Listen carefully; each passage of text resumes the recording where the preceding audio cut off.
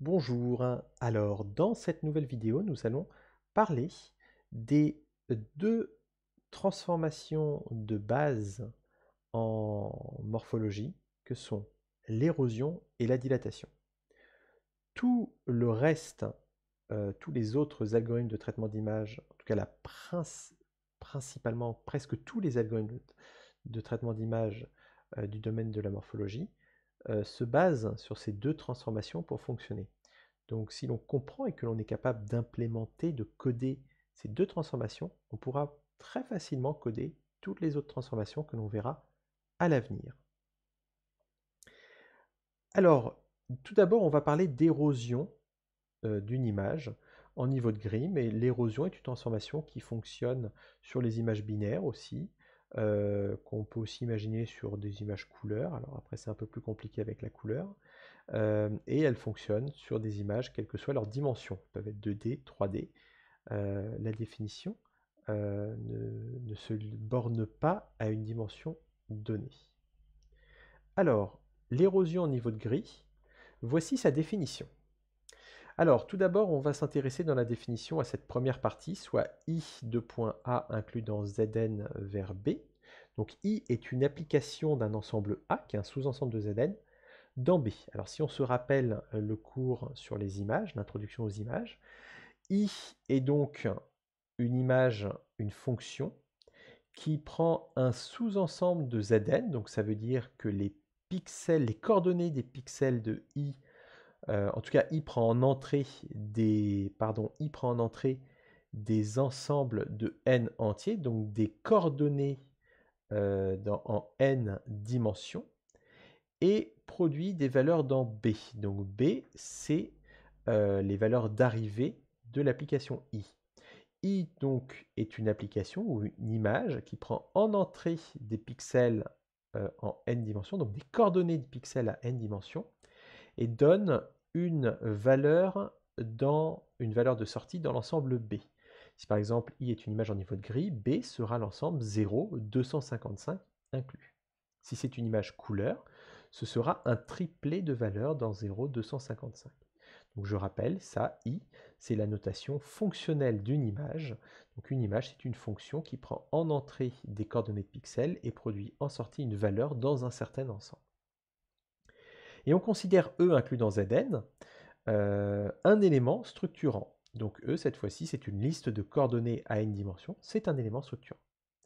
Donc l'érosion de I, c'est l'érosion de I par un élément structurant E. On dit donc l'érosion de I par E sera notée I moins entouré d'un cercle E. Et c'est l'application, enfin c'est l'image telle que le pixel X dans l'image I érodée par E vaut quoi? Eh bien, il vaut le minimum pour tous les Y dans E de X de I de Y. Alors avant, en fait, on va regarder un exemple pour mieux comprendre ce que cela signifie. Alors, voici à gauche une image I et un élément structurant E en haut à gauche. Comment calcule-t-on donc l'érosion de I par l'élément structurant E? Alors pour faire ce calcul, on va par exemple se demander que vaut le pixel ici où je pose une croix bleue. Alors comment fait-on? On va d'abord dans l'image I. On travaille toujours sur l'image I. On regarde le pixel qui nous intéresse, le pixel où j'ai mis une croix bleue, c'est ce pixel où je mets une autre croix bleue à l'intérieur. Et je vais donc regarder E. Si j'appelle ce pixel X, je vais regarder E indice X, c'est-à-dire que je vais superposer l'élément structurant sur ce pixel et je vais regarder tous les pixels dans l'image I qui sont superposés par l'élément structurant, qui sont touchés par l'élément structurant. Donc voilà tous les pixels qui sont dans E indice X, c'est-à-dire l'élément structurant superposé au pixel X. Voilà tous les pixels qui sont dans E indice X. Et je vais prendre la valeur minimale de ces pixels. La valeur minimale de ces 5 pixels, c'est 80. et je répète l'opération pour les autres pixels. Alors, par exemple, pour 83, pour ce pixel, donc je vais m'intéresser à ce pixel. Donc pour ce pixel, je vais donc regarder mon élément structurant qui englobe le pixel au-dessus, le pixel à gauche, le pixel à droite et le pixel en dessous. Je regarde la valeur minimale de ces 5 pixels, c'est 79, et ce sera la valeur de sortie de ce pixel dans l'image. Je recommence pour le pixel en bas à droite, donc je vais simplement décaler mon élément structurant ainsi, voilà. Et j'ai de nouveau 5 pixels pour calculer ici. J'ai 5 pixels, la valeur minimale de ces 5 pixels c'est 80, donc ce pixel,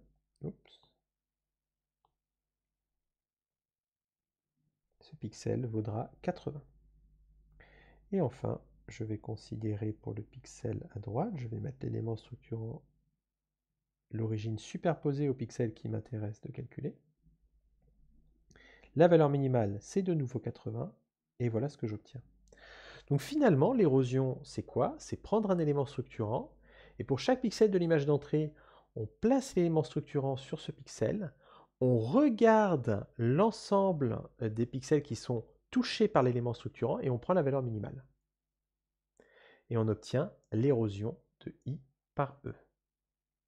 Voilà donc le résultat, et on obtient bien les valeurs que l'on avait calculées, qui sont 80, 79, 80 et 80 ici. Pour tous les autres pixels, on a fait la même opération. Alors, que se passe-t-il dans cette configuration? Alors, dans cette configuration, nous avons une chose intéressante qui apparaît, et c'est que à un moment donné, l'élément structurant va sortir de l'image. Alors regardons par exemple ce pixel ici. Alors ce pixel ici, je vais prendre mon élément structurant E qui est là, et je vais calculer E indice X. Alors le pixel marqué par une croix bleue, c'est ce pixel dans l'image I, et nous allons regarder donc sa valeur d'érosion. Alors on prend l'élément structurant, et l'élément structurant nous dit qu'il faut, donc l'origine de l'élément structurant, elle est ici. Donc si on décalait, donc voilà notre élément structurant, c'est ce pixel et ce pixel.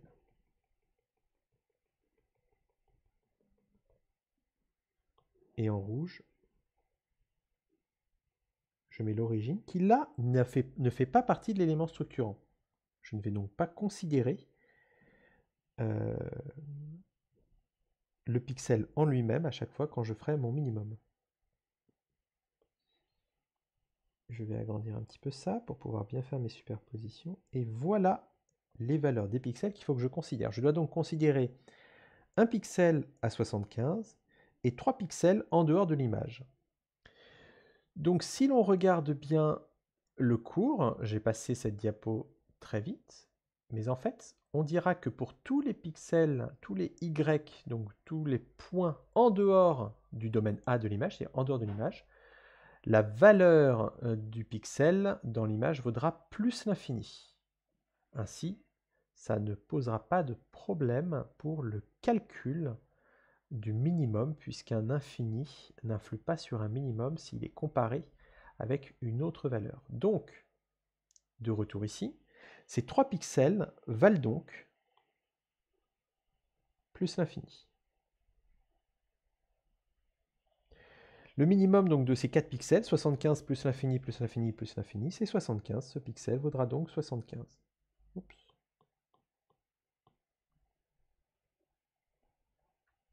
Ce pixel vaudra donc 75.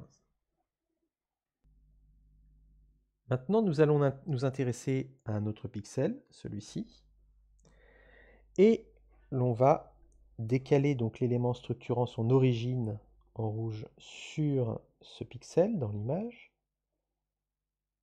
Et nous devons donc explorer ces 4 valeurs. Et ces 4 valeurs ici valent toute l'infini puisque tous les pixels que l'on doit observer sont situés en dehors de l'image. Le minimum entre plus l'infini, plus l'infini, plus l'infini, plus l'infini, c'est plus l'infini, ce qui veut dire qu'ici, dans notre image, on aura un plus infini. Alors, en termes d'implémentation, on n'a pas vraiment un infini qui apparaît, on aura une valeur, un pixel à la valeur maximale possible. Dans une image en niveau de gris, c'est donc 255. Le problème, c'est qu'ici, quand notre élément structurant ne contient pas l'origine, c'est donc bien marqué ici, si l'élément structurant ne contient pas l'origine, on peut avoir dans le résultat de l'érosion des infinis. C'est pour ça qu'on considérera quasiment tout le temps des éléments structurants contenant l'origine, ce qui veut dire que le pixel choisi comme origine dans l'élément structurant sera forcément à 1. Ici, vous voyez le pixel origine qui était là, c'était celui un peu plus noir que les autres, était à 0. La plupart des éléments structurants qu'on considérera dans la suite auront cette valeur d'origine à 1. Et dans ce cas-là, étant donné que le pixel même de l'image, ici le 75, fera partie des éléments à 1, donc des éléments à comparer pour faire le minimum, eh bien on n'aura aucune chance d'avoir un cas de figure comme celui-là qui se présentera, c'est-à-dire des infinis dans le résultat.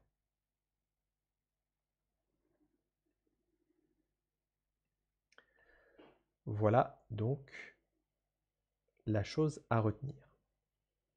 Alors l'effet topographique de l'érosion, si on imagine I comme une image 1D, et que l'on fait l'opération que l'on a dit, c'est-à-dire que E, c'est cet ensemble-là, c'est-à-dire on imagine que l'origine de E, c'est le milieu. Donc en gros, E propose d'explorer pour chaque pixel un ensemble de pixels avant et un ensemble de pixels après. On peut dire par exemple E, c'est l'intervalle à peu près moins 20, 20. Donc c'est-à-dire que pour chaque pixel, dans I, donc I c'est une image 1D que je représente ici comme une courbe. Alors par exemple I de 150, I de 150 vaut à peu près 210. E c'est donc l'intervalle à peu près moins 20, 20.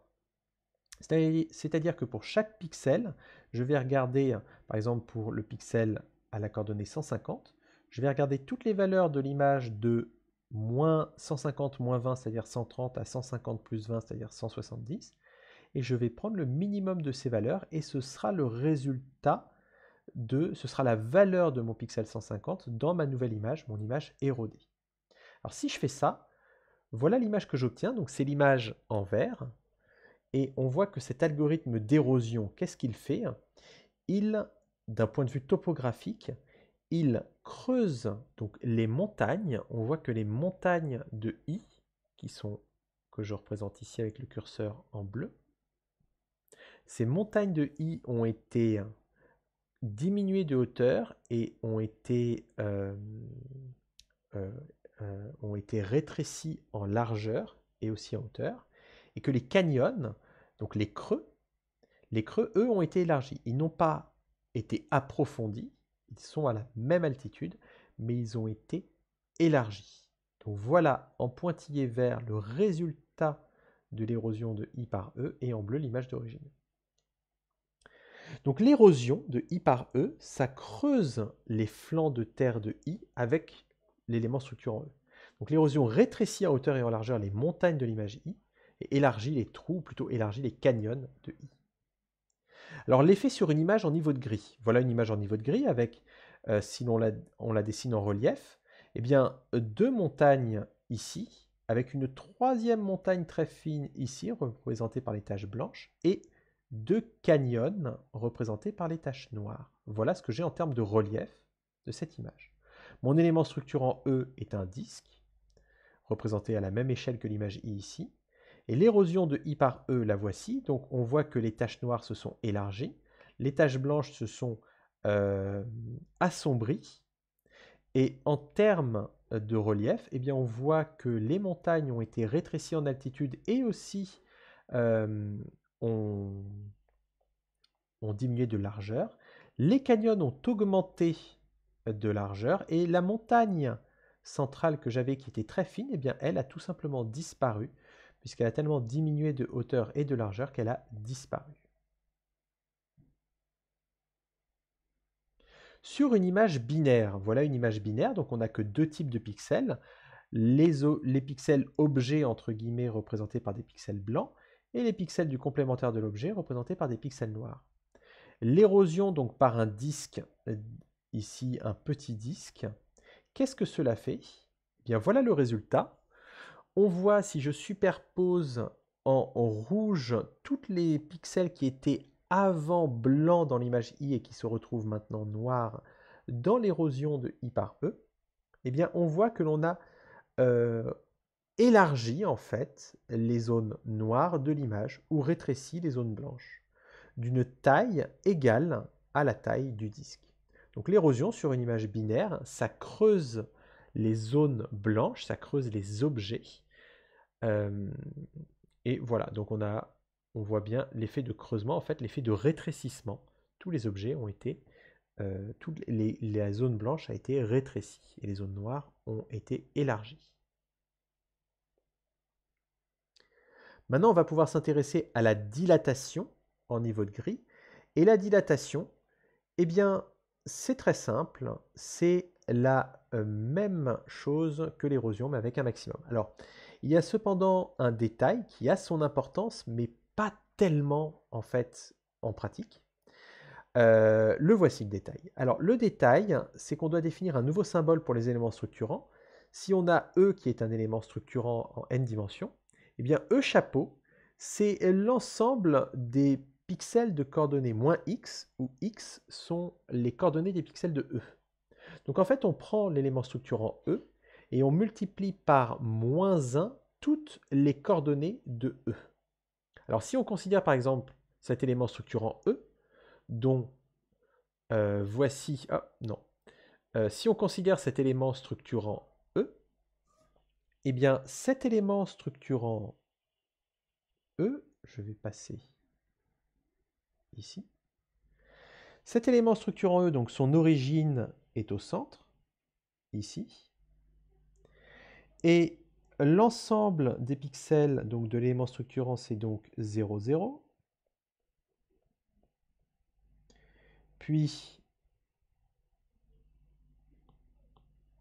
0, 1. Puis 0, moins 1. Ah.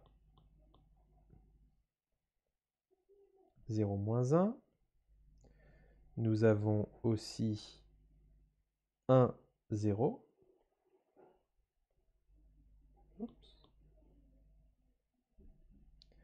1, 0. Le pixel à droite. Et 1, moins 1.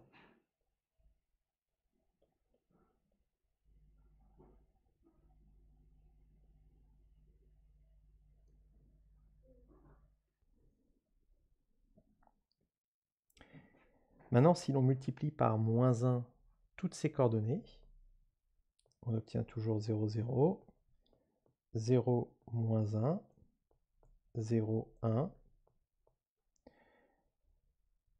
moins 1, 0 et moins 1, 1.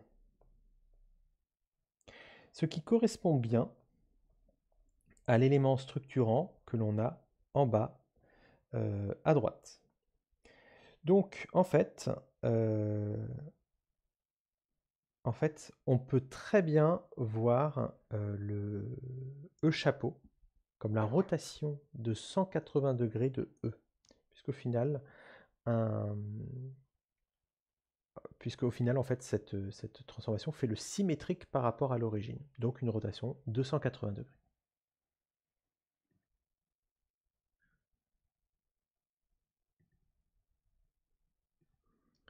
De retour donc sur le cours. Alors, la dilatation, c'est donc, comme dit précédemment, la même chose que l'érosion, sauf que l'on fait un max au lieu d'un min, et on ne fait pas un max par rapport à l'élément structurant E directement, mais on fera un max par rapport à E chapeau. Donc il faudra penser, quand on fait le maximum, à faire tourner l'élément structurant donné de 180 degrés avant de faire le maximum. Alors, la raison de cette rotation, c'est que cela permettra d'avoir des propriétés intéressantes pour l'érosion et la dilatation après. Donc, la raison vraiment profonde de cette rotation de 180 degrés, on ne la comprendra que plus tard.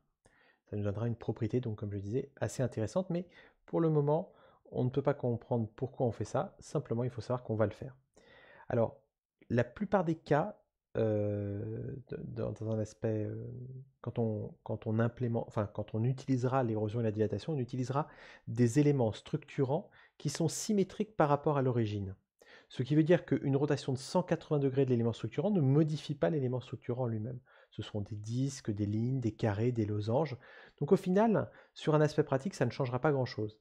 Mais cela nous permettra d'avoir, dans un point de vue théorique, des propriétés qui seront toujours vraies, quels que soient les éléments structurants que l'on utilisera. Alors un point d'importance, c'est que on décidera que quand on fera une dilatation, eh bien, tous les pixels à l'extérieur de l'image seront à moins l'infini, ce qui fera qu'ils n'auront pas de rôle à jouer dans le maximum que l'on calculera. Voilà, donc j'insiste vraiment sur le max qui doit se faire sur ce E chapeau. Donc je vous laisse calculer la dilatation de I par E. Mettez la vidéo en pause et essayez de calculer quelques pixels. Alors ici, on va vouloir calculer ces pixels-ci que j'affiche maintenant. Voilà. On va vouloir calculer ces 4 pixels. Donc évidemment, on évite de se faire piéger. On ne fait pas le calcul de la dilatation avec E, mais avec E chapeau, qui est donné juste à côté. Donc c'est bien la rotation de E de 180 degrés, ou le symétrique par rapport à l'origine. Et on fait ce calcul, on fait un calcul de maximum avec E chapeau. Je vous laisse donc mettre en pause la vidéo et je donne la solution juste après. Alors la solution, la voici. On va donc prendre E chapeau avec son origine ici en rouge. Donc on voit que l'élément structurant contient son origine. Voici tous les pixels dont il faudra explorer la valeur ensuite. Je vais prendre cet élément structurant, l'agrandir un petit peu puisque je ne suis pas sur la même échelle et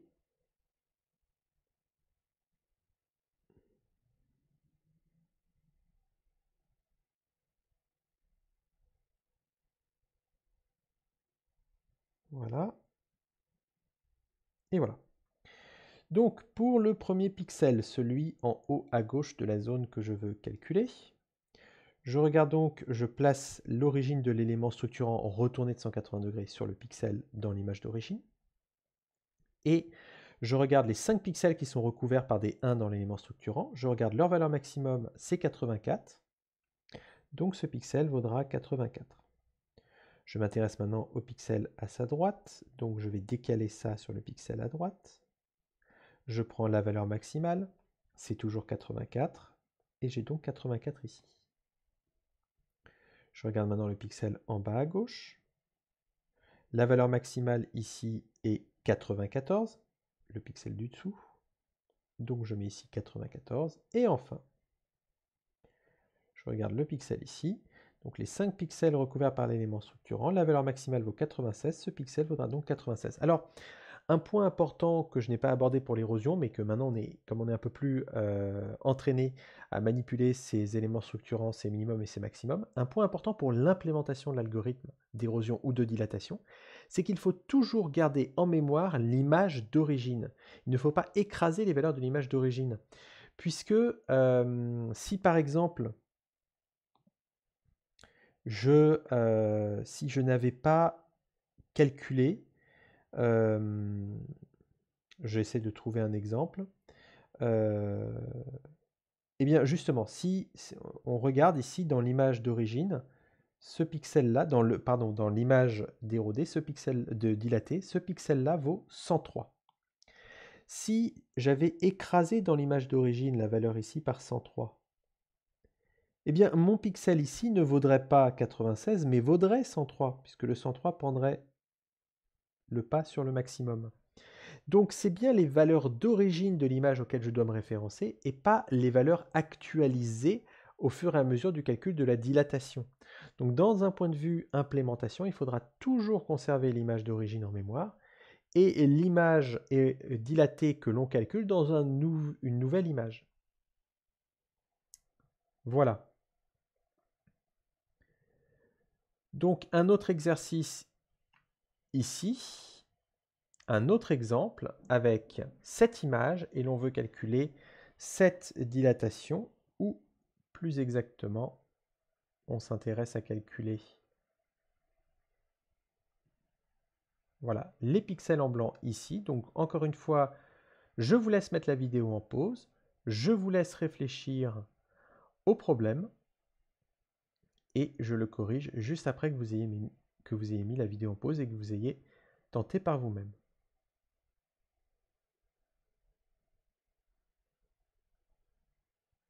Alors ici, comment va-t-on faire? Ici, donc, on a E chapeau, on voit qu'il ne possède pas son origine, comme tout à l'heure, donc on risque d'avoir peut-être des choses bizarres qui apparaissent.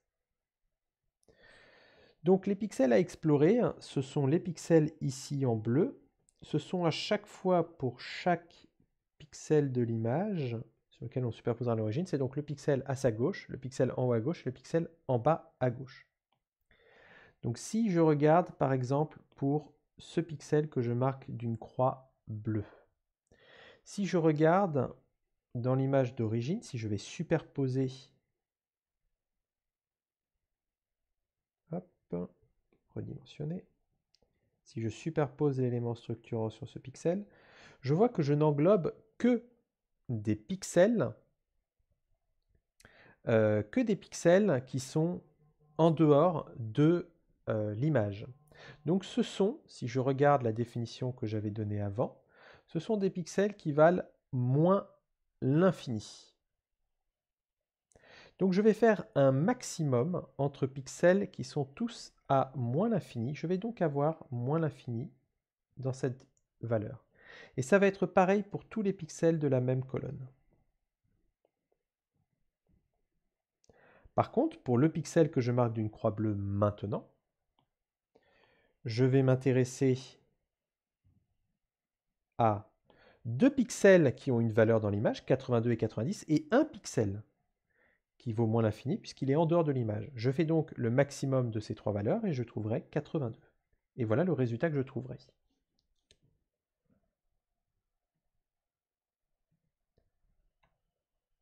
Et voilà. Donc encore une fois, si l'élément structurant ne contient pas son origine, on peut se retrouver avec des valeurs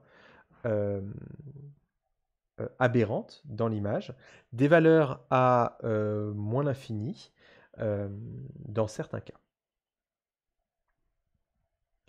L'effet topographique de la dilatation.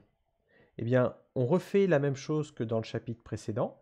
Sur une image, la même image, on fait une dilatation par E. Et voilà le résultat que l'on obtient. C'est donc le relief en vert. Et ce relief, voilà ce que l'on obtient. On voit donc qu'on a l'effet inverse, entre guillemets, de l'érosion. On a élargi les montagnes, qui se retrouvent donc plus larges, mais qui n'ont pas augmenté d'altitude. Et on a rétréci, on a comblé les canyons qui se retrouvent moins profonds et plus étroits. Donc la dilatation élargit les montagnes et rétrécit en hauteur et en largeur les trous, les canyons du relief. Donc sur cette image, la même que précédemment, on va faire une dilatation par E et l'on obtient donc une image avec des zones blanches plus larges et des zones sombres, les zones noires, les taches noires que l'on avait ici, qui sont inexistantes ou très affaiblies. On voit en termes de relief que les montagnes ont été élargies et les canyons ont presque disparu, ont presque été comblés. Sur une image binaire, la dilatation, que fait-elle? Eh bien, au lieu que ce soit les zones noires qui rognent sur les zones blanches, ce sont les zones blanches qui vont manger sur les zones noires. Donc les objets blancs vont être élargis d'une taille identique proportionnelle en tout cas à celle de l'élément structurant. Voilà ce que l'on obtient. Donc on voit ici que les zones, les 3 cercles noirs ont presque complètement disparu, ils ont été presque complètement comblés. Et en rouge, voilà les zones que l'on a gagnées, que le blanc a gagnées sur le noir. Voilà.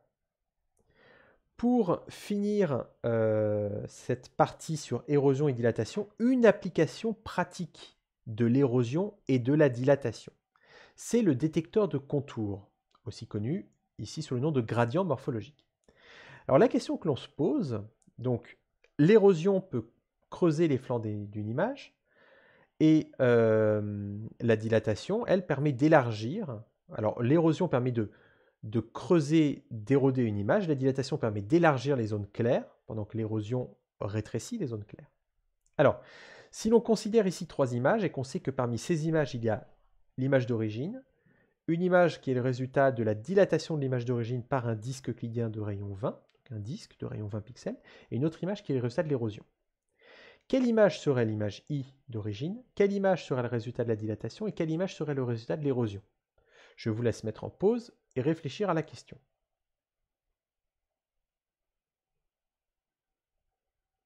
Alors, en fait, naturellement, l'image de gauche serait l'image I, c'est celle avec le plus de détails, c'est l'image de départ.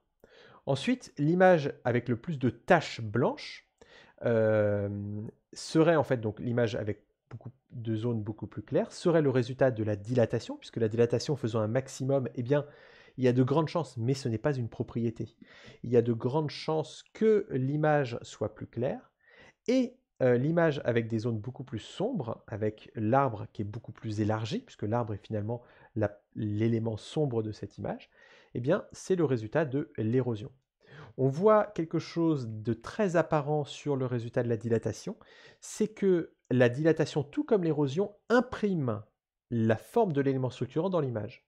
On voit ici que tous les petits cailloux blancs dans l'image I ont été dilatés dans leur valeur, se sont élargis sous une forme d'un disque euclidien. Donc on voit dans l'image dilatée ce disque euclidien qui apparaît comme des petites taches claires partout. Et ça va être ça le point faible de l'érosion et de la dilatation et d'autres transformations qui se font à base d'érosion et de dilatation, c'est que la forme de l'élément structurant sera imprimée dans le résultat du traitement de l'image. Alors maintenant, on souhaite détecter les contours d'une image, c'est-à-dire on souhaite faire apparaître, à la place de l'image I, on souhaite obtenir une image où apparaissent en blanc les pixels situés sur les bords d'un objet et en noir les pixels qui sont en plein milieu d'un objet. Donc les pixels on veut faire ressortir uniquement les pixels situés aux frontières des objets de notre image. Comment faire cela? Alors, pour faire cela, nous allons passer ici pour expliquer un petit peu ce qui se passe. Alors, en fait, il faut comprendre qu'est-ce que c'est qu'un objet dans une image. Qu'est-ce qui fait que dans l'image de l'arbre montrée précédemment, eh bien, on reconnaît un arbre. Qu'est-ce qui fait que 2 pixels font eux-mêmes partie de l'arbre? Qu'est-ce qui fait, par exemple, si je dessine, par exemple, encore ici, un petit morceau de l'arbre. Voilà, ici j'ai une branche, encore une branche, une autre branche, voilà. Et là, donc, c'est le tronc de l'arbre. Voilà, très sombre. Le reste est très clair. Alors, je ne suis même pas fichu de dessiner un arbre correctement.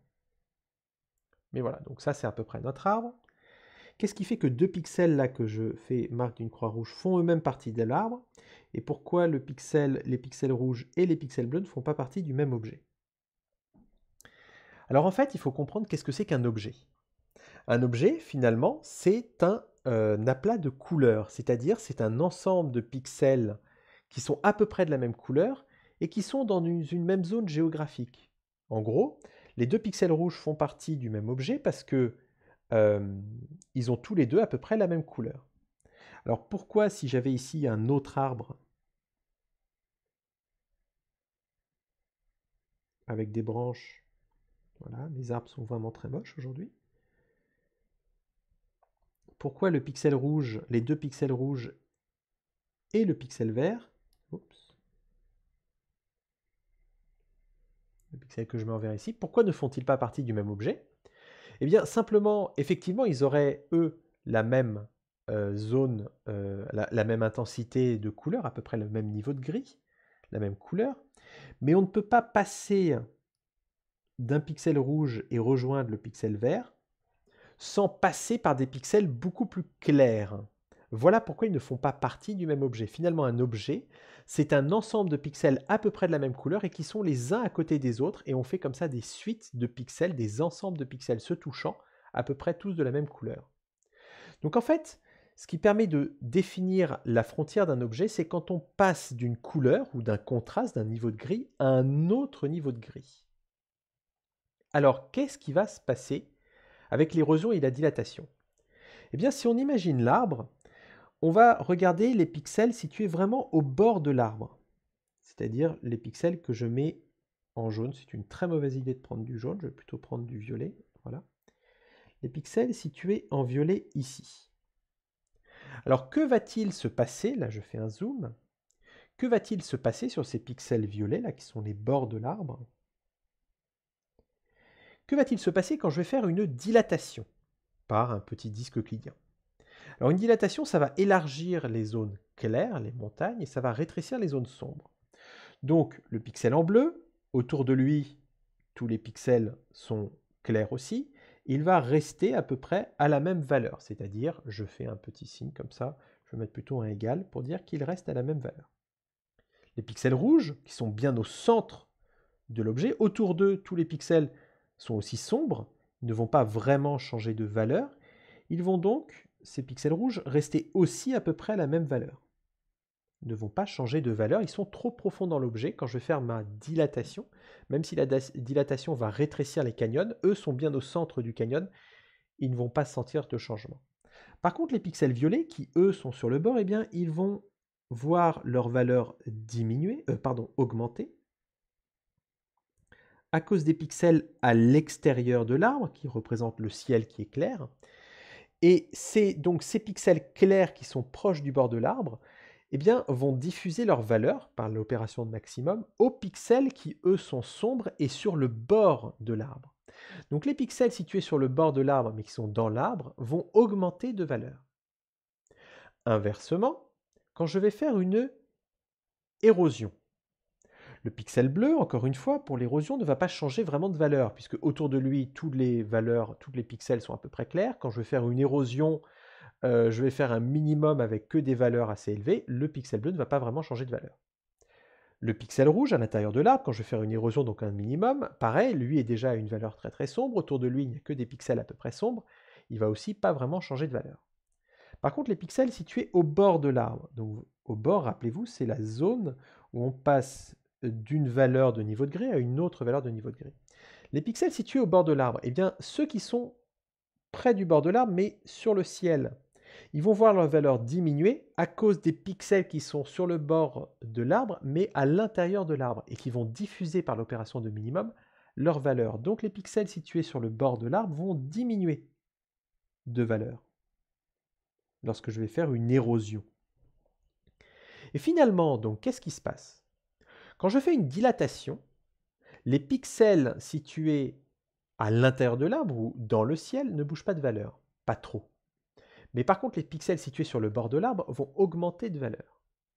Inversement, quand je fais une érosion, les pixels bleus et rouges, donc à l'intérieur de l'arbre ou à l'extérieur de l'arbre, ne bougent pas vraiment de valeur. Mais par contre, les pixels sur le bord de l'arbre vont diminuer de valeur quand je vais faire une érosion. Donc dilatation va faire augmenter la valeur, et érosion va faire diminuer la valeur. Donc en fait, ces opérations d'érosion et de dilatation, si je le fais avec un élément structurant relativement petit, vont surtout influencer sur les pixels où il y a un changement de contraste, c'est-à-dire que je passe d'une valeur élevée à une valeur basse. Donc ça va surtout influencer sur les pixels situés sur le bord des objets. Alors pourquoi cela m'intéresse? Ça m'intéresse justement pour me détecter les contours d'une image. Puisque finalement, si je dilate mon image avec un petit élément structurant comme gamma 4, donc gamma 4 c'est le pixel de l'origine et ses 4 voisins en haut, en bas, à droite, à gauche. Si je regarde donc le dilaté de mon image et que je soustrais à chaque pixel sa valeur d'origine, eh bien, je vois que les pixels situés à l'intérieur de l'arbre ou à l'extérieur de l'arbre n'auront pas beaucoup de changé de valeur, donc la différence entre la dilatation et la valeur d'origine est quasiment nulle.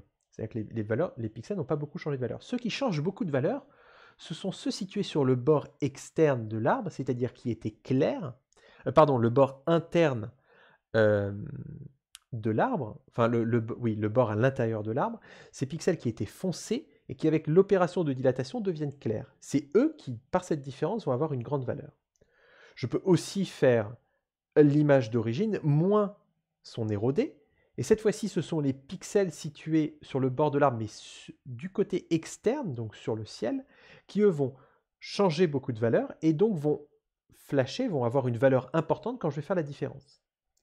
Et ce que je peux voir aussi, c'est finalement faire la différence entre les résultats de la dilatation et les résultats de l'érosion, qui eux vont faire ressortir les pixels situés sur le bord extérieur ou le bord intérieur de l'arbre, vont donc ressortir de façon importante. Par contre, les autres pixels, ceux situés à l'intérieur de l'arbre ou sur le ciel, ne changent pas beaucoup de valeur, puisque là, on n'a pas un grand changement de contraste. Et donc, avec simplement l'érosion et la dilatation, ce maximum et ce minimum, je peux faire une image où ressortent les bords des objets, sans que l'ordinateur n'ait conscience de ce qu'est un objet dans mon image. Tout ce qu'il fait, c'est faire apparaître les pixels qui sont situés sur des zones où il y a un fort changement de valeur d'un côté ou de l'autre, où il y a d'un côté des valeurs élevées et d'un autre côté des valeurs assez basses. Et c'est en fait ça la définition d'un bord d'objet. Ce sont des pixels situés à un endroit où on a d'un côté des pixels assez élevés et de l'autre côté des pixels assez sombres.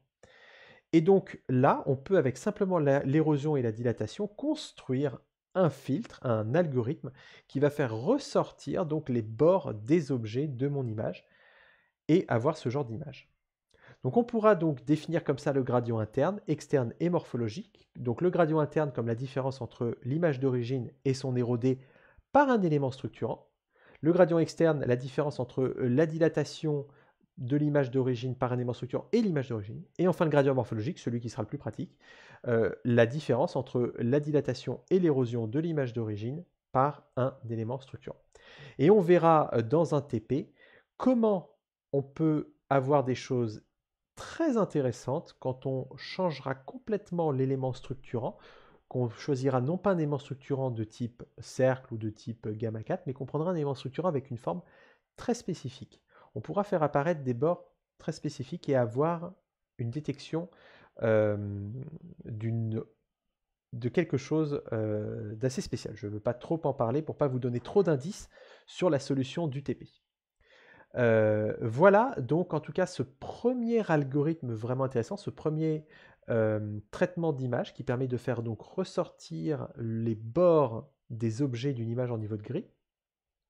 C'est donc les gradients, internes, externes ou morphologiques, simplement obtenus avec une érosion, une dilatation, donc un maximum et un minimum. Voilà, c'est la fin de ce cours sur l'érosion et la dilatation. On verra au cours suivant des propriétés, les propriétés de l'érosion et de la dilatation, et on verra deux transformations supplémentaires appelées ouverture et fermeture.